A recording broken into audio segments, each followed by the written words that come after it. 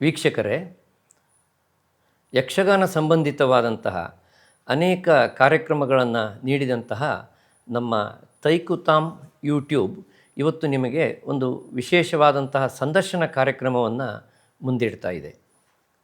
ಶಿಳ್ಗೆ electronics ಬ್ಯಾನರ್ನ ಮುಖಾಂತರವಾಗಿ ಸುಮಾರು 50-60 ಯಕ್ಷಗಾನದ ಕ್ಯಾಸೆಟ್ಗಳು ಹಾಗೂ ಗಮಕ, ಭಾವಗೀತೆ, ನಾಟಕ, ಸಂಗ್ಯಾಬಾಳ್ಯ ಇತ್ಯಾದಿಗಳು ಸೇರಿದಂತೆ ನೂರಾರು ಕ್ಯಾಸೆಟ್ಗಳನ್ನು ನಿರ್ಮಿಸಿದಂತಹ ಶಿಳ್ಗೆ ರಾಘವೇಂದ್ರ ತಲಕಾಲುಕೊಪ್ಪ ಇವರ ಸಂದರ್ಶನವನ್ನು ನಾವು ನಿಮ್ಮ ಮುಂದೆ ಇಡ್ತಾ ಇದ್ದೇವೆ. ಯಕ್ಷಗಾನದ ಇತಿಹಾಸದಲ್ಲಿ ಹೊಸದೊಂದು ಮಾದರಿಯನ್ನು ಸೃಷ್ಟಿಸಿದಂತಹ ಗದಾಯುದ್ಧ, ಕಾಳಿಂಗನಾವಡರ ಭಾಗವತಿಕೆಯ ಗೋಡೆ ನಾರಾಯಣ ಹೆಗಡೆಯವರ ಕೌರವನ ಪಾತ್ರದ ಆ ಗದಾಯುದ್ಧ ಕ್ಯಾಸೆಟ್ನಿಂದ ಆರಂಭಿಸಿ ಸುಮಾರು 2006-7 ತನಕ ಅನೇಕ ಕ್ಯಾಸೆಟ್ಗಳನ್ನು ನಿರ್ಮಾಣ ಮಾಡಿದಂತಹ ಶಿಳ್ಗೆ ರಾಘವೇಂದ್ರ ಅವರು ತಮ್ಮ ಆ ಸುದೀರ್ಘವಾದಂತಹ ಉದ್ಯಮ ಯಾನದ ಅವಧಿಯಲ್ಲಿನ ಅನೇಕ ರೋಚಕ ಕ್ಷಣಗಳನ್ನು ನಮ್ಮೊಡನೆ ಹಂಚಿಕೊಳ್ತಾ ಇದ್ದಾರೆ. ಗದಾಯುದ್ಧ ಯಕ್ಷಗಾನದ ಕ್ಯಾಸೆಟ್ ನಿರ್ಮಾಣ ಹೇಗಾಯಿತು, ಮುಂದೆ ಅನೇಕ ಸ್ಥಾಪಿತ ಪಾತ್ರಗಳನ್ನು ಈ ಕ್ಷೇತ್ರಕ್ಕೆ ನೀಡಿದಂತಹ ಶ್ರೀನಿ ಗೋಪಾಲಕೃಷ್ಣ ಭಟ್ಟರ ಕಂಸ, ವಾಲಿ, ಬಲಿ, ಇಂದ್ರಜಿತು, ಶಿಶುಪಾಲ, ಪರಂಧಾಮದ ರಾಮ ಇಂತಹ ಕ್ಯಾಸೆಟ್ಗಳ ನಿರ್ಮಾಣ ಹೇಗಾಯಿತು, ಆಮೇಲೆ ಪ್ರಸಿದ್ಧ ಭಾಗವತರಾದಂತಹ ಕಡತೋಕ ಭಾಗವತರು, ಕಾಳಿಂಗನಾವಡರು, ಉಪ್ಪೂರು, ದಾರೇಶ್ವರ ಭಾಗವತರು, ಬಲಿಪ ಭಾಗವತರು, ಪಳ್ಯ ಲಕ್ಷ್ಮೀನಾರಾಯಣ ಶೆಟ್ಟರು ಇಂತಹ ಕಲಾವಿದರನ್ನೆಲ್ಲ ತಾವು ಹೇಗೆ ಸಂಪರ್ಕ ಮಾಡಿದ್ವಿ, ಆ ಕ್ಯಾಸೆಟ್ಗಳನ್ನು ಹೇಗೆ ತಯಾರಿಸ್ತಾ ಇದ್ವಿ, ಅವುಗಳನ್ನು ಹೇಗೆ ಮಾರಾಟ ಮಾಡ್ತಾ ಇದ್ವಿ ಇತ್ಯಾದಿ ಅನೇಕ ರೋಚಕ ಸಂಗತಿಗಳನ್ನು ನಮ್ಮೊಡನೆ ಹಂಚಿಕೊಳ್ಳಿಕ್ಕಿದ್ದಾರೆ. ನಮ್ಮ ಯೂಟ್ಯೂಬ್ ಚಾನಲ್ ತೈಕುತಾಮ್ಗೆ ಸಬ್ಸ್ಕ್ರೈಬ್ ಮಾಡಿ ನಮ್ಮ ಕಾರ್ಯಕ್ರಮಗಳನ್ನು ಆಲಿಸಿ. ರಾಘಣ್ಣ ಅವರೇ, ನಮ್ಮ ಕನ್ನಡ ಸಾಂಸ್ಕೃತಿಕ ಪ್ರಪಂಚದಲ್ಲಿ ಕ್ಯಾಸೆಟ್ಗಳ ನಿರ್ಮಾಣಕ್ಕೆ ಸಂಬಂಧಪಟ್ಟಂತೆ ಇವತ್ತು ನಮ್ಮ ವೀಕ್ಷಕರಿಗೆ ನಿಮ್ಮಿಂದ ಅಮೂಲ್ಯವಾದಂಥ ಕೆಲವು ಮಾಹಿತಿಗಳನ್ನು ಬಯಸಿ ನಿಮ್ಮ ಸಂದರ್ಶನಕ್ಕಾಗಿ ಬಂದಿದ್ದೇವೆ. ನಮ್ಮ ವೀಕ್ಷಕರಿಗಾಗಿ ಆ ರೋಚಕ ಸಂಗತಿಗಳನ್ನು ತಾವು ತಿಳಿಸ್ಕೊಡ್ಬೇಕು ಅಂತ ತಮ್ಮಲ್ಲಿ ಕೇಳ್ಕೊಳ್ತೇನೆ. ನಮ್ಮ ಎಲ್ಲ ವೀಕ್ಷಕರ ಪರವಾಗಿ ನಿಮಗೆ ಹೃತ್ಪೂರ್ವಕವಾದಂಥ ಸ್ವಾಗತಗಳು. ರಾಘಣ್ಣ ಅವರೇ, ಟೇಪ್ ರಿಕಾರ್ಡರ್ ಕ್ಯಾಸೆಟ್ ನಿರ್ಮಾಣದ ಈ ಯೋಚನೆ ನಿಮಗೆ ಯಾವಾಗ ಬಂತು? ಹೇಗೆ ನಿಮ್ಮಲ್ಲಿ ಹುಟ್ಟುಕೊಳ್ತು ಈ ಯೋಚನೆ? ಮೊದಲು ಕೆಲಸದಲ್ಲಿದ್ದೆ, ಇದೇ ರೆಕಾರ್ಡಿಂಗ್ ಕೆಲಸದಲ್ಲೇ ಸೆಂಟ್ರಲ್ ಗೌರ್ಮೆಂಟಲ್ಲಿದ್ದೆ, ಫಿಲ್ಮ್ಸ್ ಡಿವಿಷನ್. ಆಗ ಅಲ್ಲಿ ಯಾವುದೋ ಒಂದು ಸಂದರ್ಭದಲ್ಲಿ ಫಾಸ್ಟ್ ರೆಕಾರ್ಡಿಂಗ್ 1ರಿಂದ 1ಕ್ಕೆ ಮಾಡೋದು ಗೊತ್ತಾಯಿತು. ಯಾವುದೋ ಒಂದು ಎಮರ್ಜೆನ್ಸಿ ಒಳಗೆ ಒಂದು ಪ್ರೋಗ್ರಾಮ್ ಮಾಡಿ ಅದು ಪ್ರೈಮ್ ಮಿನಿಸ್ಟ್ರಿಗೆ ಕಳಿಸ್ಬೇಕು. ನಾನು ಮಾಡಿದ ಕ್ಯಾಸೆಟ್ಟು ಇಂಪಾರ್ಟೆಂಟ್ ಆಗಿತ್ತು, ಅದನ್ನು ಇಂಡಿಯನ್ನಿಗೆ ಮಾಡಿ ಕೊಡಬೇಕು, ಟೈಮ್ ಇಲ್ಲ. ಅವಾಗ ಡಬಲ್ ಸ್ಪೀಡಲ್ಲಿ ಮಾಡಿದೆ, ಡಬಲ್ ಸ್ಪೀಡ್ ರೆಕಾರ್ಡಿಂಗು ಪ್ಲೇ ಎರಡು. ಆಗ ಒಂದು ಐಡಿಯಾ ಬಂತು, 2 ಇದಕ್ಕೆ ಮಾಡಿದ್ದು ನೋಡಿದೆ, ಆಮೇಲೆ ಅವ್ರಿಗೆ ಕೊಟ್ಟು ಕಳಿಸಿದೆ, ಆಮೇಲೆ ಬಂತು ಸೆಕೆಂಡ್ ಡಬಲ್ ಸ್ಪೀಡ್ ಮಾಡಿದರೂ ಬರ್ತದೆ ಅಂದರೆ 2 ಬರ್ಬೋದು ಅಲ್ಲಿ, 2ಕ್ಕೆ ಕೊಟ್ಟೆ, 5ಕ್ಕೆ ಕೊಟ್ಟೆ, ಎಲ್ಲ ಬಂತು. ಆಮೇಲೆ ನಾನೇ ಇದು ಟೇಪ್ ರಿಕಾರ್ಡರ್ ನಾನೇ ಮಾಡ್ಕೊತಾ ಇದ್ದೆ. ಅದು ಒಂದು ಟೇಪ್ ರಿಕಾರ್ಡರ್ ಫ್ಯಾಕ್ಟ್ರಿಗೆ ಸೇರಿದೆ, ಸೆಂಟ್ರಲ್ ಗೌರ್ಮೆಂಟ್ ಕೆಲಸ ಬಿಟ್ಟು ಅದಕ್ಕೆ ಸೇರಿದೆ. ಇನ್ನು ಮಾಡಬೇಕು ಇದು ಅಂತ. ಈ ಕನ್ನಡದಾಗ ತುಂಬ ಇದೆ, ಕುಮಾರವ್ಯಾಸ ಭಾರತ, ಯಕ್ಷಗಾನ, ನಾಟಕಗಳು, ಹಳೆ ನಾಟಕ ಇದೆಲ್ಲ.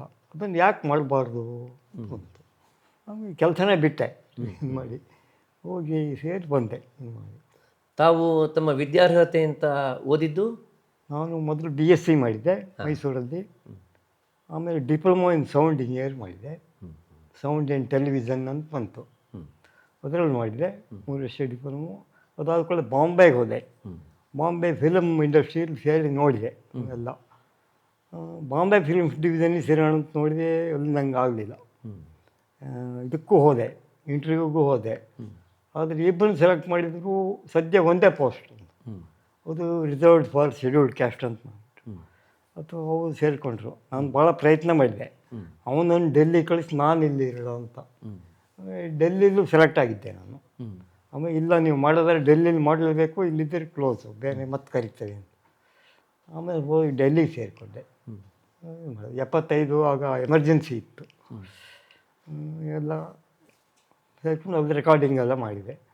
ಆಮೇಲೆ ಅಲ್ಲಿ ಅವರಿಗೆ ಏನಾಗಿತ್ತು ಆ ಟೈಮಲ್ಲಿ ಅಂದರೆ ಪ್ರೈಮ್ ಮಿನಿಸ್ಟ್ರಿಗೆ ಪ್ರೆಸಿಡೆಂಟಿಗೆಲ್ಲ ಮಾಡಲಿಕ್ಕೆ ಒಬ್ಬರು ಬೇಕಾಗಿತ್ತು, ನನ್ನಂತೂ ಒಂದು ಬೇಕಾಗಿತ್ತು. ಭಾಷೆ ಗೊತ್ತಿರಬಾರ್ದು, ಹುಡುಗ ಇರಬೇಕು, ಅಪಾಯ ಇಲ್ಲ. ನಾನು ನೋಡೋಕ್ಕೆ ಭಾಳ ಇದೆ, ನನಗೆ ಅವಾಗ 23-24 ವರ್ಷ. ನೋಡೋಕ್ಕೆ ಸ್ಕೂಲ್ ಹುಡುಗರಂಗೆ ಇದ್ದೆ. ಆಮೇಲೆ ಎಲ್ಲರೂ ಮಾಡಿ ನನಗೆ ನಮ್ಮ ಅಣ್ಣ ಜಡ್ಜ್ ಬೇರೆ, ಹಾಗಾಗಿ ನನಗೆ ಸಿಕ್ಕೋತು. ಅಂದರೆ ಇದು ಒಂದು ಬೇರೆ ಒಂದು ಇದನ್ನು ಕಾರ್ಡ್ ಕೊಡ್ತಾರೆ, ರಾಷ್ಟ್ರಪತಿ ಭವನದ ಒಳಗೆ ಮತ್ತು ಡಿಫೆನ್ಸಿಗೆ ನಾವೇ ಫಿಲ್ಮ್ ಮಾಡ್ತಿದ್ವಿ ಟ್ರೈನಿಂಗು.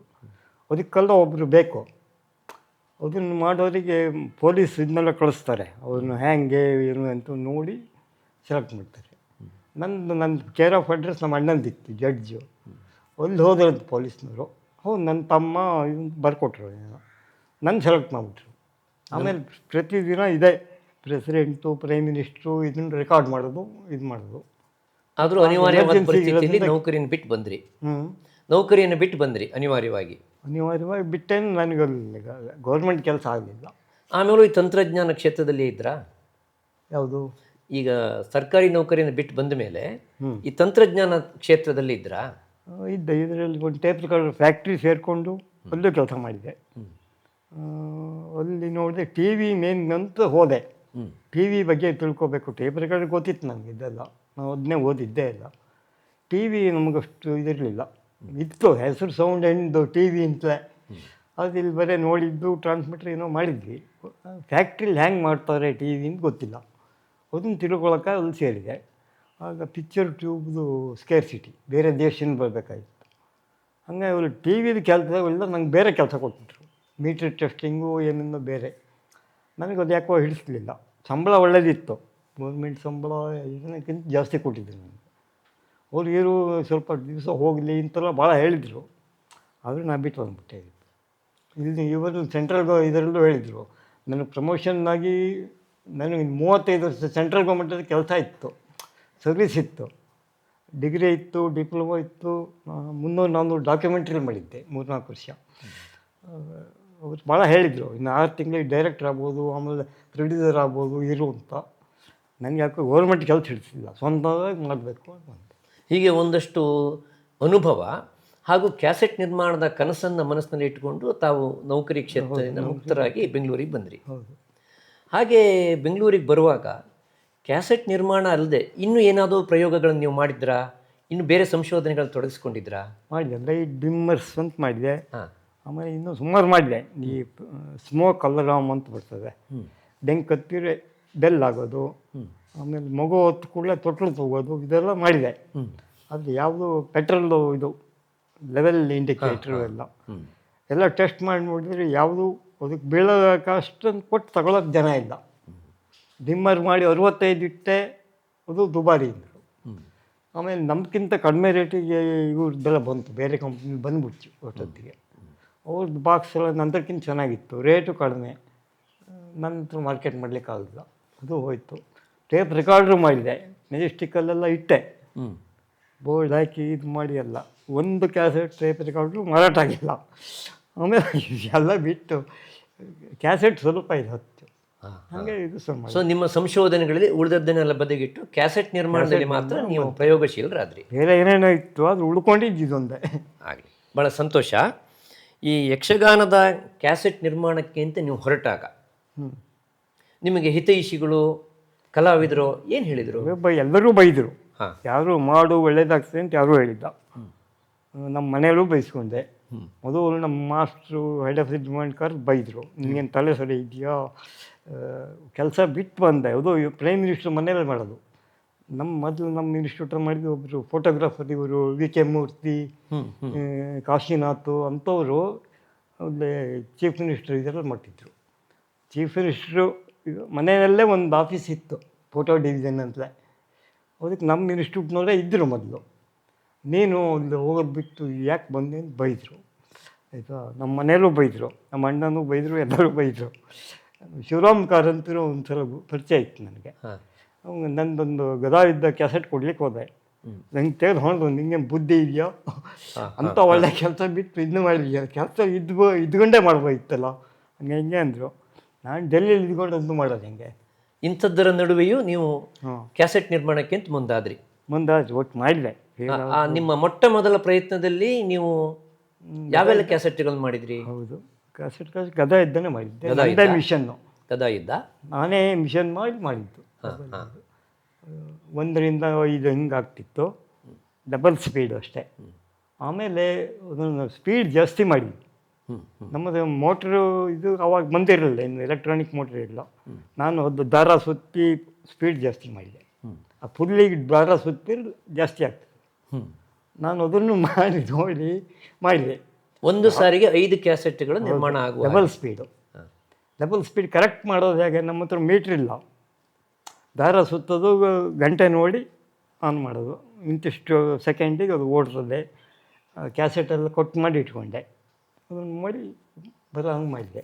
ಅವತ್ತಿನ ಕಾಲದಲ್ಲಿ ಕರ್ನಾಟಕದಲ್ಲಿ ಯಾವುದೇ ರೆಕಾರ್ಡಿಂಗ್ ಸ್ಟುಡಿಯೋ ಇರಲಿಲ್ಲ. ಹೌದು, ರೆಕಾರ್ಡಿಂಗ್ ಸ್ಟುಡಿಯೋ ಯಾವುದೂ ಇಲ್ಲ. ಅದೊಂದೇ ಎಸ್ ಎ ಪಾಟ್ನಿ, ಅದು ನಾನು ಓದ್ದಲ್ಲೇ ಟ್ರೈನಿಂಗಿಗೆ ಇರ್ತದೆ. ಟೇಪ್ ರಿಕಾರ್ಡ್ ಕ್ಯಾಸೆಟ್ ನಿರ್ಮಾಣಕ್ಕೆ ಪೂರಕವಾದ ಯಾವುದೇ ಅನುಕೂಲ ಇರಲಿಲ್ಲ. ಇದು ಇಲ್ಲ ಅಲ್ಲಿ. ಅದ್ರ ನಡುವೆನೂ ನೀವು ಮುಂದಾದ್ರಿ. ಹೌದು, ಭಾಳ ಸಂತೋಷ. ಈಗ ನಿಮ್ಮ ಮೊಟ್ಟ ಮೊದಲ ಕ್ಯಾಸೆಟ್ ಗದಾ ಇದ್ದ. ಕಾಳಿಂಗನವರ ಭಾಗವತಿಗೆಯಲ್ಲಿ ಕ್ಯಾಸೆಟ್ ಇತಿಹಾಸದಲ್ಲಿ ಒಂದು ಹೊಸ ಇತಿಹಾಸವನ್ನು ನಿರ್ಮಾಣ ಮಾಡಿದಂತಹ ಕ್ಯಾಸೆಟ್ ಅದು. ಹೌದು, ಯಾರೆಲ್ಲರ ಮನೆಗಳಲ್ಲಿ ಇವತ್ತು ಟೇಪ್ ರಿಕಾರ್ಡರ್ ಇದೆಯೋ ಅವ್ರ ಮನೆಯಲ್ಲೆಲ್ಲ ಕಡ್ಡಾಯವಾಗಿ ಗದಾ ಇದ್ದದ ಒಂದು ಕ್ಯಾಸೆಟ್ ಇರೋದನ್ನು ನಾನು ನೋಡಿದ್ದೆ. ಇತ್ತು, ಆವಾಗ ಬಂತು. ಫಸ್ಟ್ ಟೇಪ್ ರಿಕಾರ್ಡರ್ ತಗೊಳಕ್ಕೆ ಹಿಡಿದಿದ್ದೆ ಗದಾ ಯುದ್ಧದಿಂದ. ಯಕ್ಷಗಾನದ ಕ್ಯಾಸೆಟ್ಗಳನ್ನು ಕೇಳುವ ಅನುಭವ ಇರುವಂಥ ಎಲ್ಲ ಯಕ್ಷಗಾನ ಪ್ರೇಮಿಗಳ ಬಾಯಲ್ಲಿ ಇತ್ತ ಕುರುಕ್ಷೇತ್ರದೋಳು ಎನ್ನುವಂಥ ಒಂದು ಪದ್ಯ ಸರಾಗವಾಗಿ ಬರ್ತಾ ಇರುತ್ತೆ. ಅಷ್ಟು ಜನಪ್ರಿಯವಾದ ಕ್ಯಾಸೆಟ್. ಹೌದು. ಈಗ ಅಲ್ಲಿ ನಮ್ಮದು ಅನೇಕ ಕುತೂಹಲದ ಪ್ರಶ್ನೆಗಳಿದ್ದಾವೆ. ಮೊಟ್ಟ ಮೊದಲು ನೀವು ಒಂದು ಯಕ್ಷಗಾನ ಕ್ಯಾಸೆಟ್ ನಿರ್ಮಾಣಕ್ಕೆ ಅಂತ ಹೊರಟ್ರಲ್ಲ, ಆಗ ಗದಾಯುದ್ಧ ಪ್ರಸಂಗವನ್ನು ಆಯ್ಕೆ ಮಾಡಿಕೊಂಡ್ರಿ. ಹೌದು, ನಿಮ್ಮ ಮೇಲೆ ತುಂಬ ಪ್ರಭಾವ ಬೀರಿದ ಪ್ರಸಂಗ ಆಗಿತ್ತು ಅದು. ನಾನು ಚಿಕ್ಕವರಿಂದ ನೋಡ್ತಾ ಇದ್ದೆ ಯಕ್ಷಗಾನನೇ ಇದು. ಅಂದರೆ ಯಕ್ಷಗಾನಕ್ಕೂ ನಿಮಗೂ ನಂಟಿತ್ತು ಮೊದಲಿನಿಂದಲೂ? ಹೌದು, ನಮ್ಮ ಮನೆಯಲ್ಲಿ ಮೊದಲಿಂದ ನಾನು 5-6 ವರ್ಷದಿಂದಲೂ ಯಕ್ಷಗಾನ ಒಂದೇ, ನಮ್ಮ ಬೇರೆ ಇಲ್ಲ ಅವಾಗ. ಈ ಕೆರೆ ಮನೆ ಮೇಳ್ದು ದೇವರ ಹೆಗಡೆ ವಹಿಸ್ಕೊಂಡಾಗ ನಮ್ಮ ಮನೆಯಲ್ಲ ಇರ್ತಿದ್ರು ಅವರು. ಈ ಆಟಕ್ಕೆ ಬಂದಾಗ ಒಂದು ದಿವಸ ಆಟ, ಒಂದು ದಿವಸ ರೆಸ್ಟು, ಒಂದು ದಿವಸ ಆಟ. ನಮ್ಮದು ಇನ್ನೊಂದು ಮನೆಯೇ ಇತ್ತು. ಆಮೇಲೆ ನಮ್ಮ ಗದ್ದೆ ಮೇಲ್ಗಡೆ ಜಾಗ ಇತ್ತು ಸ್ಟೇಜ್ ಹಾಕಲಿಕ್ಕೆ. ಹಂಗೆ ಅವರು ಬಂದರು ನಮ್ಮ ಇದಕ್ಕೆ ಎಲ್ಲ. ನಮ್ಮ ಒಂಥರ ಫ್ಯಾಮಿಲಿ ಮೆಂಬರ್ ಥರ. ಅಂದರೆ ಬಾಲ್ಯದಿಂದಲೂ ನಿಮ್ಮ ಮೇಲೆ ಯಕ್ಷಗಾನದ ಗಾಢ ಪ್ರಭಾವ ಇತ್ತು. ಹಾಗಾಗಿ ನೀವು ಕ್ಯಾಸೆಟ್ ನಿರ್ಮಾಣಕ್ಕೆ ಅಂತ ಹೊರಟಾಗ ಯಕ್ಷಗಾನ ಕ್ಯಾಸೆಟ್ಟಿಗೆ ಮೊದಲು ಫಸ್ಟ್ ಆದ್ಯತೆಯನ್ನು ಕೊಟ್ಟು ಯಕ್ಷಗಾನದಲ್ಲೂ ಮಾಡ್ಬೋದು. ಆಮೇಲೆ ಗುಬ್ಬಿ ಕಂಪ್ನಿ ನಾಟಕನ ಬಿಡಿದ್ದೆ. ನಾಟಕ ನೋಡಿದ್ದೆ, ಇವ್ರ ಸಂಖ್ಯಾಬಾಳ್ಯನ ಬಿಡಿದ್ದೆ, ಇದೆಲ್ಲ ನೋಡಿದ್ದೆ. ನಾಟಕಗಳನ್ನೆಲ್ಲ ನೋಡ್ತಿದ್ದೆ. ನಾವು ಓದುವಾಗ ಮೈಸೂರದ್ದು ನಾಟಕ ಪ್ರಾಕ್ಟೀಸಿಗೆ ಹೋಗ್ತಿದ್ದೆ. ನೀವು ಗದಾ ಯುದ್ಧ ಪ್ರಸಂಗವನ್ನು ಆಯ್ಕೆ ಮಾಡಿಕೊಂಡ್ರಲ್ಲ, ಆ ಹೊತ್ತಿನ ಕೆಲವು ಮಾಹಿತಿಗಳನ್ನು ನಾವು ಬಯಸ್ತಾ ಇದ್ದೇವೆ. ನೀವು ಗದಾ ಯುದ್ಧ ಪ್ರಸಂಗವನ್ನು ತುಂಬ ಇಷ್ಟಪಟ್ಟಿದ್ರೆ ವೈಯಕ್ತಿಕವಾಗಿ? ತಾನೇ ಬಂದಿತ್ತು ಅದು. ಯಾಕಂದ್ರೆ ಪದ್ಯ ಎಲ್ಲ ನನಗೆ ಬಾಯಾಟ ಆಗಿಬಿಟ್ಟಿತ್ತು ಅವಾಗ. ಈ ಗೋಡೆ ಇರದೇ ಒಂದು 2-3 ಸಲ ನೋಡಿದ್ದೇನೆ ಇದನ್ನು. ಬೇರೆಯವ್ರದ್ದು ನೋಡಿದ್ದೆ, ಶಿವರಾಮ ಹೆಗಡೆಯರು ಕಥಾ ಇದು ಗೌರವ ನೋಡಿದ್ದೇನೆ. ಶಿವರಾಮ ಹೆಗಡೆ ದೇವರ ಹೆಗಡೆಯರದ್ದು ಅದನ್ನೂ ನೋಡಿದ್ದೆ. ನನಗೆ ಆವತ್ತಿನ ಗೋಡೆ ಪರವಾಗಿಲ್ಲ ಅಂತ ಬಂತು. ಶಿವರಾಮ ಹೆಗಡೆಯರದ್ದು ಬಂತು, ಬಟ್ ಅವ್ರಿಗೆ ವಯಸ್ಸಾಗಿದೆ ಅಂತ ಗೊತ್ತಿತ್ತು. ನಮ್ಮ ತುಂಬ ಕುತೂಹಲದ ಪ್ರಶ್ನೆ ಅಂತಂದರೆ, ಆ ಕಾಲದಲ್ಲಿ ಕಾಳಿಂಗನವರು ಇನ್ನು ಭಾಗವತಿಗೆ ಎಳವೆಯಲ್ಲಿದ್ದವರು. ಭಾಗವತಿ ನನಗೂ ಗೊತ್ತಿರಲಿಲ್ಲ. ಭಾಗವತರ ಆಯ್ಕೆ ಹೇಗಾಯಿತು? ಫಸ್ಟ್ ನಾನು ಟೌನಲ್ಲಿ ನೋಡಿದಾಗ ಅವರು ಮೊದಲು ಪದ್ಯ ಹೇಳ್ತಿದ್ರು. ಉಪ್ಪೂರು ಬರೋದಕ್ಕೆ ಮೊದಲು ಒಂದು 10 ಪದ್ಯನ ಅವ್ರು ಹೇಳ್ತಿದ್ರು. ಅದು ಇದನ್ನೇ ಹೇಳೋಕ್ಕೆ ಅವ್ರು ಬಂದ್ಬಿಡ್ತಿದ್ರು. ಇತ್ತ ಕುರುಕ್ಷೇತ್ರಗಳು ಹೋಗ್ಬೇಕಾದ್ರೆ ಇವರೇ ಬಂದರು, ಉಪ್ಪೂರು ಬರ್ತಿದ್ರು. ಇವರು ಅದ್ರ ಮೊದಲು ಒಂದಿಷ್ಟು ಪದ್ಯ ಹೇಳ್ತಿದ್ರು. ಅವ್ರದ್ದು ವಾಯ್ಸ್ ಚೆನ್ನಾಗಿತ್ತು. ನಾವು ವಾಯ್ಸ್ ಚೆನ್ನಾಗಿದೆ, ಇವರಾದರೂ ಹುಡುಗ ಸ್ವಲ್ಪ ನನ್ನ ವಯಸ್ಸಿನೇ ಇತ್ತು. ಅಕಸ್ಮಾತ್ ಆಗದೆ ಇದ್ದರು ಎಂದರೂ ಹೇಳ್ಕೊಬೋದು. ಅವ್ರು ಉಪ್ಪೂರಿಗೆ ಹಾಗೆ ಹೇಳೋಕ್ಕಾಗಲ್ಲ. ವಯಸ್ಸಾದವರು ಅವ್ರದ್ದೇನು ಟೋಪಿ ಇದು ಪೇಟ ಗೀಟ ಕಟ್ಟಿ ಕೋಟ್ ಹಾಕಿ ವಯಸ್ಸಾದವರು ಕನ್ನಡಕ ಹಾಕಿ ಎಲ್ಲ ಕೂತಿದ್ರು. ಇವರು ಬಯಸ್ಕೊಳ್ಳೋದಾಗ್ತದೆ, ಇದು ಬೇಡ. ಯಾಕಂದ್ರೆ ಹೊಸ ವಿಷಯ. ಹೌದು, ಕ್ಯಾಸೆಟ್ ನಿರ್ಮಾಣ ಸಾಧ್ಯತೆ ನಿಮ್ಮ ಕೈ ನೋಡದೇ ಇರೋದೇ ಜಾಸ್ತಿ. ಕ್ಯಾಸೆಟ್ ನೋಡಿದರೆ ಕಡಿಮೆ ಅವಾಗ. 70-70 ನಮ್ಮ ಅಣ್ಣೇ ಬೈದ, ನನ್ನ ಹತ್ರ ಇಲ್ಲ ಟೇಪ್ ರಿಕಾರ್ಡ್, ನೀ ಏನು ಮಾಡ್ತೀಯ. ಹಾಗಾಗಿ ಉಪ್ಪೂರ ಬಳಿ ಹೋಗ್ಲಿಕ್ಕೆ ನಿಮ್ಮ ಧೈರ್ಯ ಸಾಕಾಗಲಿಲ್ಲ. ಧೈರ್ಯ ಸಾಕಾಗಲಿಲ್ಲ, ನೋಡ್ಕೊಂಡು ಬಂದ್ಬಿಟ್ಟೆ ವಾಪಸ್. ಆಮೇಲೆ ಕಾಳಿಂಗನವ್ರ ಹತ್ರ ಕಾಳಿಂಗನವ್ರ ಹತ್ರ ಮಾತಾಡಿಸಿದೆ. ಅವ್ರು ಹೋಗಿ ಗೋಡೆಯನ್ನು ಕರ್ಕೊಂಡೇ ಹೋದೆ. ಹಿಂಗೆ ಇಂಥ ನಾವು ಒಟ್ರಿಗೂ ಗೊತ್ತಿಲ್ಲ ಕ್ಯಾಸೆಟ್ ಇದೆಲ್ಲ ಹೆಂಗೆ ಮಾಡ್ತೀರಿ ಏನು ಅಂತ ಕೇಳಿದ್ರು. ಬನ್ನಿ ಸ್ಟುಡಿಯೋ ಹೇಗೆ ಕೊಡ್ತಾನೆ ಹೇಳಿ ಕರ್ಕೊಂಡೋದೆ. ಅವರು ಸ್ಟುಡಿಯೋ ನೋಡಿರಲಿಲ್ಲ ಯಾರೋ ಮಾಡಿ ಮಾಡಿಸಿದೆ. ಉಳಿದ ಕಲಾವಿದರ ಆಯ್ಕೆ ಗದಾ ಇದ್ದ ಪ್ರಸಂಗದಲ್ಲಿ ಇದಕ್ಕೆ ನನ್ನ ಆಯ್ಕೆ ಪ್ರಶ್ನೆ ಇಲ್ಲ. ಅಲ್ಲಿ ಏನು ಟ್ರೂಪ್ ಬಂದಿದ್ದರೂ ಅವ್ರನ್ನೆಲ್ಲ ಆರಿಸ್ಕೊಂಡೆ ಅಷ್ಟೇ. ನಂದೇನೂ ಇಲ್ಲ ಅದರಲ್ಲಿ. ಗೋಡೆಯವರಿದ್ದರು, ನಾವು ಇದ್ದರು, ಅವರೇ ಇದು ಮಾಡಿಕೊಂಡ್ರು. ನಾನು ಪದ್ಯ ಸೆಲೆಕ್ಷನ್ನಿಗೆ ಸ್ವಲ್ಪ ಇದ್ದೆ, ಹಿಂಗೆ ಹೇಳಿ. ಮತ್ತು ಇದನ್ನು ತೊಗೊಂಡ್ರೆ ರಕ್ತರಾತ್ರಿ ತೊಗೊಂಡ್ರೆ ಟೈಮ್ ಸಾಕಾಗೋದಿಲ್ಲ, 1 ಗಂಟೆ. ಮತ್ತು ವಿಶ್ವೋತ್ತಮನ ಮಾಬಲಿಗಳನ್ನ ಮಾಡಿಸ್ಬೋದು ಅಂತ ಅನಿಸ್ತು. ಅವ್ರನ್ನ ನೋಡಿದ್ದೆ ವಿಶ್ವೋತ್ತಮನ. ಆಮೇಲೆ ಮಾಡ್ರಾಯ್ತು ಹೇಳಿ ಒಂದನ್ನು ಬಿಟ್ಟೆ, ಅಲ್ಲಿಗೆ ನಿಲ್ಲಿಸೋ ಹಾಗೆ ಅಷ್ಟೇ. ಅವತ್ತಿನ ಕಾಲದಲ್ಲಿ ಕಲಾವಿದರ ಸಂಭಾವನೆ, ಯಾಕೆಂದರೆ ನೀವು ಹೌದು, ಏನು ಇದ್ದವರಾಗಿರಲಿಲ್ಲ. ನಾನು ಗೋಡೆಯನ್ನು ಕೇಳಿದೆ, ಒಂದು ಆಟಕ್ಕೆ ಎಷ್ಟು ಕೊಡ್ತಾರೆ ಅಷ್ಟು ಕೊಟ್ಟೆ ಅಷ್ಟೇ. ಅದಕ್ಕಿಂತ ಸ್ವಲ್ಪ ಜಾಸ್ತಿನೇ ಕೊಟ್ಟಿದ್ದೀನಿ. ಅವಾಗ ಅವರಿಗೆಲ್ಲ ಕಲಾವಿದರಿಗೆ 20-30 ಕೊಟ್ಟಿದ್ರು. ನಾನು ಉಳಿದ ಕಲಾವಿದರಿಗೆಲ್ಲ 30 ಹಿಂಗೆ ಕೊಟ್ಟೆ. ನಾವು ಸ್ವಲ್ಪ ಇದು ಮಾಡಿದರು, ಅವರಿಗೆ 70 ರೂಪಾಯಿಯನ್ನು ಕೊಟ್ಟೆ ಅಷ್ಟೇ. ಖುಷಿಯಾಗೇ ಮಾಡಿದ್ದಾರೆ ಎಲ್ಲರೂ. ಅವತ್ತಿನ ಕಾಲಕ್ಕೆ 70 ರೂಪಾಯಿ ದೊಡ್ಡದೆ. ಆ ರೀತಿಯಲ್ಲಿ ನೀವು ಗದಾ ಇದ್ದ ಯಕ್ಷಗಾನ 250-300 ರೂಪಾಯಿನಲ್ಲಿ ಸ್ಟುಡಿಯೋ ಬಾಡಿಗೆನೂ ನಂಗೆ ಕಡಿಮೆ ಕೊಟ್ಟರು. ನಮ್ಮ ಮಾಸ್ಟ್ರು ಇದ್ದರು, ಸ್ಟುಡಿಯೋ ಬಾಡಿಗೆನೂ ಗೌರ್ಮೆಂಟಿಂದ ರೇಟು. ಅವರೇ ಹಿಂಗೆ ಬಿಲ್ ಬುಕ್ ಕೊಟ್ಟರು, ಬರ್ಕೊಳ್ಳಪ್ಪ ಎಷ್ಟು ಬರ್ಕೊತೀವಿ ಅಂದರು. ನಾವು 40 ರೂಪಾಯಿ 1 ಗಂಟೆಗೆ, 80 ರೂಪಾಯಿ ಇದು ಬರಲಿ. ನಾನೇ ಬಿಲ್ ಹಾಕ್ಕೊಂಡೆ. ಇದು ಅಂದರೆ ಎಲ್ಲರಿಗೂ ಸಪೋರ್ಟ್ ಕೊಟ್ಟರೆ, ಆದರೆ ಎಲ್ಲರೂ ಬೈದರು. ಕೆಲಸ ಬಿಟ್ಟು ಬಂದಿದ್ದು ಬೈದರು. ಸೆಂಟ್ರಲ್ ಗೌರ್ಮೆಂಟ್ ಕೆಲಸನೂ ಬಿಟ್ಟೆ. ಹೀಗೆ ಪ್ರಯೋಗಶೀಲರಾಗಿ ಗದಾ ಇದ್ದ ಕ್ಯಾಸೆಟ್ ರೆಕಾರ್ಡಿಂಗ್ ನೀವು ಮಾಡಿದಿರಿ. ಆಮೇಲೆ ಒಂದು ಸಾರಿಗೆ 5 ಕ್ಯಾಸೆಟ್ನಂತೆ ಎಷ್ಟು ಕ್ಯಾಸೆಟ್ಗಳನ್ನು ತಯಾರಿಸಿದ್ರಿ ಮೊದಲ ದಿವಸಕ್ಕೆ? 40-50 ಆಗೋದಷ್ಟೇ. ಅವಾಗ 1.5 ಗಂಟೆ ಮಾಡಿದೆ. ಗದಾ ಇದ್ದೂ ಮೊದಲು 1.5 ಗಂಟೆ. ಹೌದು, ಎಲ್ಲವೂ 1.5 ಗಂಟೆ ಇತ್ತು. ಕೃಷ್ಣ ಸಂಧಾನ 1 ಗಂಟೆಗೆ ಮಾಡಿದೆ. ಮಾಡೋದು 1.5 ಗಂಟೆಗೆ ಮಾಡಿದ್ದೇನೆ. ಒಂದು ಬಿಡು ಮಾಡಬೇಕಾದ್ರೆ ರಿಲೀಸ್ ಮಾಡುವಾಗ 1 ಗಂಟೆಗೆ ಎಡಿಟ್ ಮಾಡಿಕೊಂಡೆ. ಅದರಲ್ಲಿ ಇತ್ತು ಕೆಲವು ಅಂದರೆ ಇನ್ನೂ ಸ್ವಲ್ಪ ದೀರ್ಘಾವೃತ್ತಿಯ ರೆಕಾರ್ಡಿಂಗ್ ಮಾಡಿಕೊಂಡು ಎಡಿಟ್ ಮಾಡಿ 1.5 ಗಂಟೆ ಗದಾ ಇದ್ದ ಎಲ್ಲ ಎಡಿಟ್ ಮಾಡಿದೆ. ಆಮೇಲೆ ಕರೆಕ್ಟಾಗಿ ಸುಮಾರು ಒಂದು 100 ಕ್ಯಾಸೆಟನ್ನು ನೀವು ಮೊದಲ ಆವೃತ್ತಿಯಲ್ಲಿ ತಯಾರಿಸಿದ್ರಿ. ಹೌದು, ಮೊದಲು 100 ಮಾಡಿದೆ. ಎಲ್ಲ ಸಂಖ್ಯಾ ಬಾಳೆನೂ 100 ಮಾಡಿದೆ, ಇದು ಮಾಡಿದೆ. ಎಲ್ಲ ಕಡೆಗೂ ಕೊಟ್ಟು ಬಂದೆ. ಮಂಗಳೂರು, ಉಡುಪಿ ಎಲ್ಲ ಕಡೆ ಸೂಟ್ ಕೇಸಿಗೆ ಹಾಕೊಂಡು ಎಲ್ಲ ಕಡೆ. ಯಾಕಂದ್ರೆ ಅದರ ಮಾರಾಟವು ನಿಮ್ಮದೇ ಹೊಣೆ ಆಗಿದೆ. ಹೌದು, ನಾನು ಒಬ್ಬನೇ ಆಗ. ಆಮೇಲೆ ಒಂದೊಂದು ಅಂಗಡಿಲಿ ಇಳಿಸಿದೆ ಅಲ್ಲಿ. ಯಾಕೆಂದ್ರೆ ಆ ಕಾಲದಲ್ಲಿ ಕ್ಯಾಸೆಟ್ ಅಂಗಡಿಗಳು ಇರಲಿಲ್ಲ. ಕ್ಯಾಸೆಟ್ ಅಂಗಡಿ ಅಂತ ಇರಲಿಲ್ಲ. ಹೇರ್ ಕಟಿಂಗ್ ಸಲೂನ್ನಲ್ಲೂ ಇಟ್ಟೆ, ಫೋಟೋ ಸ್ಟುಡಿಯೋದಲ್ಲಿ ಇಟ್ಟೆ, ಹೋಟೆಲ್ಗಳಲ್ಲಿ ಇದರಲ್ಲಿ ಇಟ್ಟೆ, ಸಾಗರದಲ್ಲಿ 2 ಇವ್ರದ್ದು ಮನೆಯೆಲ್ಲ ಇಟ್ಟೆ. ರೇಡಿಯೋ ರಿಪೇರಿ ಮಾಡೋದ್ರ ಅಂಗಡಿಯಲ್ಲಿ ಇಟ್ಟೆ. ನೀವು ಸೇಲ್ ಆದ್ಮೇಲೆ ದುಡ್ಡು ಕೊಡಿ ಅಂತ ಬರ್ಕೊಂಡು ಇದು ಮಾಡ್ಕೊಂಡು ಬಂದೆ.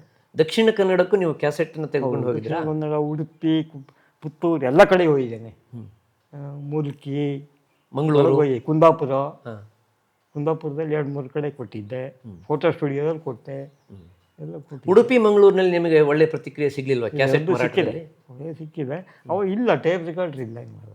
ಅದು ನಾನು ಕೊಟ್ಟು ಬಂದ ಮೇಲೆ ಒಂದು ಹೋದರೆ ಎಲ್ಲಿ ಯಾವ ಹೋಟ್ಲ್ ಹೋಗು, ಯಾವಾಗ ಟ್ಯಾಕ್ಸಿ ಸ್ಟ್ಯಾಂಡಿಗೆ ಹೋದರೂ ಗದಾ ಇದ್ದ ಬರ್ತಾ ಇತ್ತು. ಅದು ಇದ್ದದೇ ಜಾಸ್ತಿ ಎಲ್ಲ ಕಡೆ.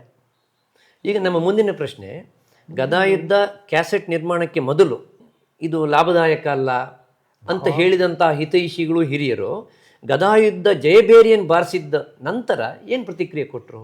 ಅವಳೇನು ಮೊದಲು ಏನು ಭಾಳ ನಮ್ಗೆ ಇದಿರಲಿಲ್ಲ. ಬಟ್ ಎಲ್ಲ ಅಂತೂ ತಗೋಬೋದು. ಒಂದು ಟೇಪ್ ರೆಕಾರ್ಡರ್ ತಗೊಳಕ್ಕಿದ್ರು. ಅದಕ್ಕೂ ನನ್ನ ಹತ್ರ ಬಂದರು, ಕೆಲವು ಕೊಡಿಸಿದೆ.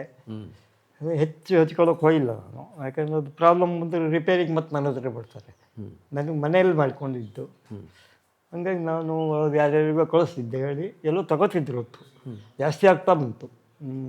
ಇಲ್ಲಿ 10-20 ಹೋಗಲ್ಲಿ ಸಾಗರದಲ್ಲಿ ಒಂದು 100-200 ಬಂತು. ಯಾರೆಲ್ಲ ನಿಮ್ಮನ್ನು ನಿರುತ್ಸಾಹದಿಂದ ಮೊದಲು ಬೇಡ ಅಂತ ಹೇಳಿದ್ರೋ ಅವರಿಗೆಲ್ಲ ಸಂತೋಷ ಆಗಿದ್ದಿರಬೇಕು. ಆದರೂ ಫೈನಾನ್ಸಿಯಲಿ ಏನಂತ ಇದಿರಲಿಲ್ಲ. ಒಳ್ಳೆ ಕೆಲಸ ಬಿಟ್ಟು ಬಂದ, ಇನ್ನು ಅದೇ ಇಲ್ಲಿ ಯಾಕೆ ತಿರುಗಿ ಮಾಡಬೇಕು, ಅಲ್ಲೇ ಇರ್ಬೋಯಿತ್ತು ಅಂತ ಹಿಂಗೆ ಇದು ಮಾಡಿದ್ರು. ಮುಂದೆ ಆ ಗದಾ ಯುದ್ಧದ ಯಶಸ್ಸು ದೀರ್ಘಾವಧಿಯ ತನಕ ಇತ್ತು. ಹೌದು, ಇನ್ನೂ ಇದೆ. ಈಗ ಮಾಡಿದ್ರು ಒಂದಿಷ್ಟು ಹೋಗ್ತದೆ. ಅಂದರೆ ಕ್ಯಾಸೆಟ್ ಎಲ್ಲ CD-ನೂ ಪೆನ್ ಡ್ರೈವ್ ಮಾಡಿದ್ರು ಈಗಲೂ ಹೋಗ್ತದೆ, ಗೊತ್ತಿದೆ ನನಗೆ. ಆ ನಂತರ ನೀವು ಗದಾ ಯುದ್ಧವನ್ನು ವಿಡಿಯೋ ಕ್ಯಾಸೆಟ್ ಮಾಡಿ? ಹೌದು, ವಿಡಿಯೋ ಮಾಡಿದರೆ ಸೆಲೆಕ್ಟ್ ಮಾಡಿದೆ ನಾನೇ. ಯಾವ್ಯಾವ ಕಲಾವಿದರು ಯಾವ ಪಾತ್ರಕ್ಕೆ ಬೇಕು ಹೇಳಿ ಅವ್ರನ್ನ ಕಂಡು ಖುದ್ದಾಗಿ ಇಲ್ಲ ಡಿ ಜೆ ಹೆಗಡೆ ಎಲ್ಲರೂ ಸಹಾಯ ಮಾಡಿದರು ಮಾಡಲಿಕ್ಕೆ. ಎಲ್ಲ ಕಲಾವಿದರು ಪರಿಚಯ ಇತ್ತು, ಎಲ್ಲರೂ ಹೇಳಿದ್ರು ನೀವು ಯಾವಾಗ ಕಳೆದ್ರೂ ಬರ್ತದೆ ಹೇಳಿ. ಡಿ ಜಿ ಹೆಗಡೆಯವರು, ಆಮೇಲೆ ಹಾಸ್ಯಗಾರರ ಪ್ರೇತ ನೃತ್ಯವನ್ನು ಅಳವಡಿಸಿ ನೀವು ಎಲ್ಲರನ್ನೂ ಪರಿಚಯ ಇತ್ತು ನನಗೆ. ಈ ಮಾಡಿದವರು ಎಲ್ಲರೂ ಪರಿಚಯಸ್ತಾರೆ. ಹಾಗಾಗಿ ಅವ್ರನ್ನೇ ಹೋಗಿ ಎಲ್ಲ ಕಂಡು ಹೇಳಿದೆ, ಎಲ್ಲೆಲ್ಲಿದ್ದಾರೆ ನೋಡಿ ಎಲ್ಲರೂ ಒಪ್ಕೊಂಡ್ರು, ಎಲ್ಲರೂ ಟ್ರೆಂಡ್ ಬಂದರು. ಕಲಾವಿದರು ಯಾರೂ ಇದು ಮಾಡಿಲ್ಲ. ಹೀಗೆ ಕೇವಲ ಕನಸುಗಳನ್ನು ಮಾತ್ರ ಇಟ್ಟುಕೊಂಡು ಬೆಂಗಳೂರಿಗೆ ಬರಿಗೈಯಲ್ಲಿ ಬಂದಂಥ ನೀವು ಗದಾಯುದ್ಧ ಕ್ಯಾಸೆಟ್ ನಿರ್ಮಾಣ ಮಾಡಿದ್ರಿ. ಹೌದು, ಕನ್ನಡ ಕ್ಯಾಸೆಟ್ ಪ್ರಪಂಚದಲ್ಲಿ ಮೊದಲ ಯಕ್ಷಗಾನದ ಕ್ಯಾಸೆಟ್ ನಿರ್ಮಾಣ. ಯಕ್ಷಗಾನ ಒಂದೇ ಅಲ್ಲ, ಜಾನಪದವೂ ಇಲ್ಲ, ಯಾವುದೂ ಇಲ್ಲ ಆಗ ನನ್ನ ಮುಂದೆ. ಆಮೇಲೆ ನಿಸಾರ್ ಅಹಮದ್ ಒಂದು ಭಾವಗೀತೆ ಮಾಡಿದರು, ನಾನು ಮಾಡಿದೆ. ಇದು ಎಲ್ಲ ಹೇಳ್ತೇನೆ ಕೇಳಿ, ಕಂಬಾರದ್ದು ಮಾಡಿದೆ, ಜೋಕುಮಾರ ಸ್ವಾಮಿ ಮಾಡಿದೆ, ಟಿಪ್ಪು ಸುಲ್ತಾನ್. ಸಾಮಾನ್ಯ 30 ಜನ ಒಳ್ಳೊಳ್ಳೆ ಆರ್ಟಿಸ್ಟು. ಈ ಮೊನ್ನೆ ತೀರೋದಲ್ಲ ಉಮೇಶ್, ಅವರು ಇದ್ದರು. ಅವರು ಹಾರ್ಮೋನಿಯಂ ಬಾರಿಸಿ ಅವರೇ ಇದು ಮಾಡಿಕೊಟ್ರು, ಮ್ಯೂಸಿಕ್ಗೆ ಹೆಲ್ಪ್ ಮಾಡಿದರು. ಆಮೇಲೆ ಸೀತಾರಾಮರಾಜು ಅಂತ ಈ ಹಾರ್ಮೋನಿಯಮ್ಮ ಮಾಸ್ಟರ್ ಇದ್ದರು, ದೊಡ್ಡ ಕಲಾವಿದರು, ಅವರು ಸಹಾಯ ಮಾಡಿದರು. ಮಾರನೇ ದಿವಸನೂ ಅದಕ್ಕೆಲ್ಲ ಕತ್ತಿ ಎಲ್ಲ ತಂದು ಕತ್ತಿ ಯುದ್ಧ ಮಾಡಿಸಿ ಅದ್ರ ಸೌಂಡೆಲ್ಲ ಎಡಿಟ್ ಮಾಡಿ ಹಾಕಿದ್ವಿ. ಮಾಡಿ ವಿಡಿಯೋ ಕ್ಯಾಸೆಟ್ ನಿರ್ಮಾಣವೂ ಕೂಡ ನಿಮ್ಮದೇ ಮೊದಲು ತಾನೆ ಕನ್ನಡದಲ್ಲಿ? ಯಾವುದು? ಗದಾಯುದ್ಧ ರಕ್ತರತೆ ವಿಡಿಯೋ ಕ್ಯಾಸೆಟ್ ಮಾಡಿದ್ರಲ್ಲ ಯಕ್ಷಗಾನ. ವಿಡಿಯೋ ಮಾಡಿದಾಗ ನಾನು ಕರೆಸಿ ಉಳಿಸಿದ್ದೆ ಬೆಂಗಳೂರಲ್ಲಿ, ರೂಮ್ ಮಾಡಿ ಉಳಿಸಿ, ಅದು ರಿಹರ್ಸಲ್ ಮಾಡಿಸಿ, ಅದನ್ನೂ ಎಸ್ ಜೆ ಪಾರ್ಟಿ ಅಂತಂದು ಮಾಡಿದೆ.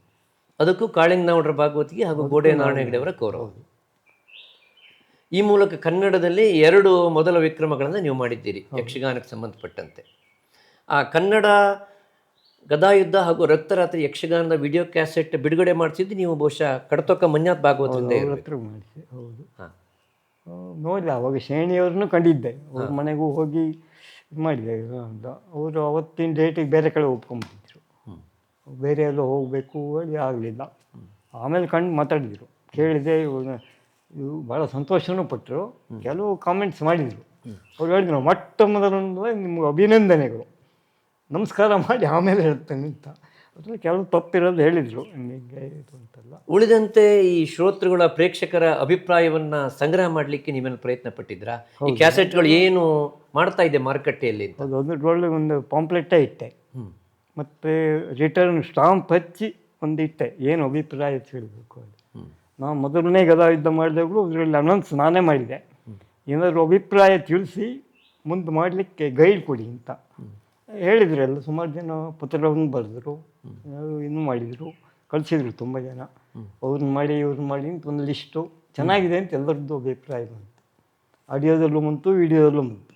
ನೀವು ಗದಾಯುದ್ಧ ಕ್ಯಾಸೆಟ್ ನಿರ್ಮಾಣ ಮಾಡುವ ಹಂತದಲ್ಲಿ ಕರ್ನಾಟಕದಲ್ಲಿ ಮುಖ್ಯವಾಗಿ ಬೆಂಗಳೂರಿನಲ್ಲಿಯೇ ಯಾವುದೇ ರೆಕಾರ್ಡಿಂಗ್ ಸ್ಟುಡಿಯೋ ಇರಲಿಲ್ಲ. ಈ ಕ್ಯಾಸೆಟ್ದು ಲೇಬಲ್ಲು, ಬಾಕ್ಸು, ಟೇಪ್ ಎಲ್ಲ ನನಗೂ ಗೊತ್ತಿಲ್ಲ, ಹ್ಯಾಂಗೆ ಮಾಡಬೇಕು ಹೊರದು ಗೊತ್ತಿಲ್ಲ. ಟ್ರಯಲ್ ಮಾಡ್ತಾ ಮಾಡ್ತಾ ಕಡೆಗೆ ಸ್ವಲ್ಪ ಇದಾಯ್ತು, ಇಂಪ್ರೂವ್ ಆಯಿತು. ಮೊದಲು ಒಳಗಡೆ ಸ್ಟಿಕ್ಕರ್ ಒಂದು ರೌಂಡ್ ಬರಬೇಕು, ಒಂದು ಕತ್ತರಿಸಿ ಮಾಡಿದೆ, ಬ್ಲೇಡು ಕತ್ತರಿ ಇಟ್ಕೊಂಡು ಒಂದೊಂದು ಮಾಡಿ. ಆಮೇಲೆ ಅದಕ್ಕೆ ಮೋಲ್ಡ್ ಮಾಡಿದೆ. ಮೋಲ್ಡ್ ಮಾಡಿ ತಗೊಂಡೋಗಿ ನಮ್ಮ ಜಾಣ ಇವ್ರದ್ದು ಪ್ರಿಂಟಿಂಗ್ ಪ್ರೆಸ್ಸಿಗೆ ಹಾಕಿದ್ವಿ. ಆ ಮೋಲ್ಡ್ ಒಡೆದೋಯ್ತು, ಬ್ಲೇಡೇ ಬೆಂಡ್ ಆಗಿಬಿಟ್ಟು. ಹಂಗೆ ಇನ್ನೊಬ್ಬರ ಹತ್ರ ಹೋದೆ, ಅದನ್ನೆಲ್ಲ ಸರಿ ಮಾಡಿದೆ. ಬಾಂಬೆ ಇದರಿಂದ ತರಿಸಿ ನೋಡಿದೆ, ರೆಡಿ ಸಿಕ್ಕೋದು ಸ್ವಲ್ಪ. ಅದ್ಮೇಲೆ ಪ್ರಿಂಟ್ ಇರೋದಿಲ್ಲ, ಖಾಲಿ, ಅದನ್ನು ತಂದು ಅದಕ್ಕೂ ಮಾಡಿಸಿದೆ. ಅದಕ್ಕೆ ಸರಿಯಾಗಿ ಲೆಟರ್ಸ್ ಕೂಡಿಸಿ ಮಾಡೋದು, ಅದು ಮಾಡಿದೆ. ಈಗ ನಿಮ್ಮ ಗದಾಯುದ್ಧ ಕ್ಯಾಸೆಟ್ ಮಾರುಕಟ್ಟೆಗೆ ಬಿಡುಗಡೆ ಆಗುವ ಹಂತದಲ್ಲಿ ನಿಮಗೆ ಟ್ಯಾಕ್ಸೇಷನ್ ಪಾಲಿಸಿಯಿಂದ ಏನಾದರೂ ತೊಂದರೆ ಆಗಿತ್ತಾ? ಎಕ್ಸೈಸ್ ಇತ್ತು, ಸೆಂಟ್ರಲ್ ಎಕ್ಸೈಸು. ಅದರಲ್ಲಿ ನಾನು ಹೋಗಿ ಕೇಳಿದೆ, ಆಡಿಯೋ ಕ್ಯಾಸೆಟ್ ಅಂತ ಹೇಳ್ತಿದ್ವಿ ನಾವು. ಅಲ್ಲಿ ಹೋಗಿ ಆ ಸ್ಮಾಲ್ ಸ್ಕೇಲ್ ಇಂಡಸ್ಟ್ರಿ ಇದಕ್ಕೆ ಕೇಳಿದೆ. ಅವ್ರೇನೋ ದೊಡ್ಡ ಬುಕ್ ತೆಗೆದು ನೋಡಿ audio cassette up to 7 lakh ಇದು ಕೊಟ್ಟಿದ್ರು, ವಿನಾಯಿತಿ, ಎಕ್ಸಾಮ್ಷನ್, ತೆರಿಗೆ ವಿನಾಯಿತಿ. ಅಥವಾ ನಾನು ಬಂದೆ, ಹೋಗ್ರಿ ನಿಮ್ಮದು 7 ಲಕ್ಷವರೆಗಿದೆ, ಅದೇ ಆದಮೇಲೆ ಬನ್ನಿ ಅಂತ ಕಳಿಸಿದ್ರು. ಹೇಗೋ ಆಗೋದಿಲ್ಲ ಅಂತ ಅವ್ರದ್ದು. ನಾನು ಬಿಲ್ ಹಾಕೇ ಕೊಟ್ಟೆ. ಆಮೇಲೆ ಎಲ್ಲೋ ಒಂದು ಇದರಲ್ಲಿ ಯಾರೋ ಒಬ್ಬನ ಕೇಳಿದ, ಇನ್ಸ್ಪೆಕ್ಟರ್, ಇವನು ಅವ್ರ ಆಫೀಸ್ನವನೇ ಹಿಡ್ದ ನನ್ನನ್ನು, ನೀವು ಎಕ್ಸೈಸ್ ಇದೆ ನಿಮಗೆ ಅಂತ. ಎಲ್ಲಿ ಅಂದರೆ ಅವನೇ ಒಂದು ನೋಟಿಸ್ ಕೊಟ್ಟ. ಅವನು ಮೊದಲು ಕೇಳಿದ, ಅವ್ನು 1000 ರೂಪಾಯಿ ಕೊಡು ಬಿಟ್ಬಿಡ್ತೇನೆ ಅಂತ. ಆದರೆ ನನಗೆ ಆವಾಗ ಈ ಲಂಚ ಕೊಡೋದು ತಗೊಳ್ಳೋದು ಇದ್ರ ಬಗ್ಗೆ ಸ್ವಲ್ಪ ವಿರೋಧ ಇತ್ತು. ಭಾಳ ಲಂಚ ಕೊಡಬಾರ್ದು ಅದು ಇದು ಹೇಳಿ ಅವನು ನಾನು ಸ್ವಲ್ಪ ಸಣ್ಣಕ್ಕಿದ್ದಕ್ಕೆ ನೀನು ತಾನು ಅಂತ ಮಾತಾಡಿದ.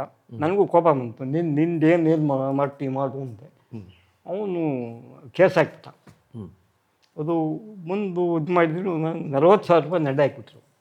ನಾನು ನನ್ನ ಬಂದು ಬಿಲ್ ಬುಕ್ಕು ಎಲ್ಲ ಸೀಸ್ ಮಾಡಿ ನೋಡಿದ್ರು. 40,000 ದಂಡ ಹಾಕಿಬಿಟ್ರು. ಹೋಗಿ ಬೇಡ್ಕೊಂಡೆ, ಕೇಳಿದೆ, ಲಾಯರ್ ಇಟ್ಟ, ಏನೇ ಇಟ್ಟರು ನೀವು ತಪ್ಪು ಮಾಡಿದ್ದೀರಿ ಕೊಡಲೇಬೇಕು, 2,000 ಫೈನು, ಇನ್ನು ಕೊಟ್ಟೋದು ಅಷ್ಟು ಹೇಳಿ ಒಂದು 35,000-40,000 ರೂಪಾಯಿ ಮಾಡಿದರು. ಕಟ್ಟಿದೆ. ಹೋಗಿ ಆಮೇಲೆ ಏನು ಸರೆಂಡ್ರೇ ಆದೆ. ಏನು ಅದನ್ನು ತಿಂಗಳಿಗೆ 5,000 ಹಂಗೆ ಕಟ್ಟಿದೆ. ಅವ್ನು ಬರ್ಕೊಟ್ಟೆ, 5,000 ಕೊಡ್ತೀನಿ. ಅವರೇ ಹೇಳಿದರು 5,000 ಕೊಡ್ತಾನೆ ಹೇಳಿ, ಅವ ಈ ತಿಂಗಳು ವ್ಯಾಪಾರ ಇಲ್ಲ ಹೇಳಿ ಸ್ವಲ್ಪ ಎಳೀಲಿ ಅಂತೂ 1 ವರ್ಷ ಮುಂದೂವರೆ ವರ್ಷದಾಗ ಕೊಡ್ತೀಂದರು. ಅವರಿಗೆ ಪಶ್ಚಾತ್ತಾಪ ಆಯಿತು. ಪ್ರೀ ರೆಕಾರ್ಡೆಡ್ ಕ್ಯಾಸೆಟ್ಗೆ ಟ್ಯಾಕ್ಸ್ ಬೀಳ್ತಿತ್ತಾ? ಪ್ರೀ ರಿಕಾರ್ಡೆಡ್ ಕ್ಯಾಸೆಟಿಗೆ ನೋ ಎಕ್ಸೆಂಪ್ಷನ್ ಅಂತ ಬರ್ಬಿಟ್ಟಿದ್ದಾರೆ. ಕೆಲವು ಫಾಲೋವಿಂಗ್ ಐಟಮ್ಸ್ ನೋ ಇದು ಅಂತ ಬರೆದು ಅದರಲ್ಲಿ ಪ್ರೀ ರಿಕಾರ್ಡೆಡ್ ಕ್ಯಾಸೆಟ್ ಆಗಿಬಿಟ್ಟಿದ್ದಾರೆ. ಅದು ಸಣ್ಣ ಅಕ್ಷರ, ಇಷ್ಟಪ್ಪ ಪುಸ್ತಕ, ನಮಗೂ ಅಷ್ಟೆಲ್ಲ ಇಂಗ್ಲೀಷು ಅದನ್ನು ತಿಳ್ಕೊಳ್ಳೋಷ್ಟು ಇದಿಲ್ಲ. ಹಾಕಿದ್ಬಿಟ್ಟ. ಅವನು ಅದನ್ನೇ ಕೇಸ್ ಹಾಕ್ಬಿಟ್ರು, ಪ್ರೀ ರಿಕಾರ್ಡ್ ಕ್ಯಾಸೆಟ್ ಮಾರಿದ್ದೀರಿ, ಅದು ಸಿಕ್ಕಾಕೊಂಡು. ಹೀಗೆ ನೀವು ಸೌಂಡ್ ಇಂಜಿನಿಯರಿಂಗ್ನಲ್ಲಿ ಡಿಪ್ಲೊಮಾ ಮಾಡಿ ಹೌದು, ಸ್ವಲ್ಪ ಸಮಯ ಉದ್ಯೋಗದಲ್ಲಿದ್ದು ಕ್ಯಾಸೆಟ್ ನಿರ್ಮಾಣದ ಕನಸನ್ನು ಮಾತ್ರ ಇಟ್ಕೊಂಡು ಬೆಂಗಳೂರಿಗೆ ಬಂದ್ರಿ. ಒಂದು ಬೇರೆ ಎಲೆಕ್ಟ್ರಾನಿಕ್ಸ್ ಮುಂದೆ ಟೋಟ್ಲು ಕ್ಯಾಸೆಟ್ ಇಷ್ಟು ಮೂವ್ ಆಗ್ತದೆ, ಇಷ್ಟು ಇದರಿಂದ ಬದುಕ್ಬೋದು ಹೇಳೋದು ನನಗೂ ಇರಲಿಲ್ಲ. ನಾನೇನೊಂದು ಸೈಡ್ ಬಿಸ್ನೆಸ್ ಥರ ಇಟ್ಕೊಂಡು ಬಂದೆ ಅಷ್ಟೇ. ಪೂರ್ಣ ಬರಿಗೈಯಲ್ಲಿ ಇದ್ದ ಹೊತ್ತಿನಲ್ಲಿ ಗದಾ ಇದ್ದ ಯಕ್ಷಗಾನದ ಕ್ಯಾಸೆಟ್ ನಿರ್ಮಾಣ ಮಾಡಿದ್ರಿ. ಹೌದು, ನಿಜವಾಗಿ ನಿಮ್ಮ ಆ ಧೈರ್ಯಕ್ಕೆ ಮೆಚ್ಚಬೇಕು. ಯಾಕೆಂದರೆ ಕೈಯಲ್ಲಿ ಹಣ ಇಲ್ಲ, ಹೌದು, ಇದು ಪೂರ್ಣ ಪ್ರಾಯೋಗಿಕವಾಗಿರೋದು ಕ್ಯಾಸೆಟ್ ನಿರ್ಮಾಣ. ಆ ಹೊತ್ತಿನಲ್ಲಿ ನೀವು ಗದಾ ಇದ್ದ ಕ್ಯಾಸೆಟನ್ನು ಮಾಡಿ ಒಂದು ದೊಡ್ಡ ಸೆನ್ಸೇಷನ್ ಮಾಡಿದಿರಿ. ಗದಾ ಇದ್ದ ಕ್ಯಾಸೆಟ್ ನಿರ್ಮಾಣದ ಜೊತೆಗೆ ನೀವು ಸಂಗ್ಯಾಬಾಳ್ಯ ಹಾಗೂ ಒಂದು ಗಮಕದ ಕ್ಯಾಸೆಟ್ ಕೂಡ ಮಾಡಿದ್ರಿ. ಆಮೇಲೆ ಇದೆಲ್ಲ ಮಾಡಿದೆ, ಯಕ್ಷಗಾನ ಕೀಚಕ ಮಾಡಿದೆ, ಜರಾಸಂಧ ಮಾಡಿದೆ, ಇನ್ನು ಕೌಂತೆಯ ಯೂಸ್ ಮಾಡಿದೆ. ಯಾವ ಮಣ್ಣಿನಿಂದ ನೀವು ಬಂದಿದ್ರೋ, ಮಲೆನಾಡಿಂದ ಬಂದವರು ನೀವು, ಆ ಮಲೆನಾಡಿನ ಕಲೆಯಾದಂತಹ ಯಕ್ಷಗಾನ, ಮೇನ್ ಸಂಗ್ಯಾಬಾಳ್ಯ ಹಾಗೂ ಗಮಕ, ಈ 3 ಕ್ಯಾಸೆಟ್ಗಳ ನಿರ್ಮಾಣದಿಂದ ಕ್ಯಾಸೆಟ್ ನಿರ್ಮಾಣದಲ್ಲಿ ದೃಢವಾಗಿ ನೆಲೆ ನಿಂತ್ರಿ. ಹೌದು ಅಲ್ವಾ?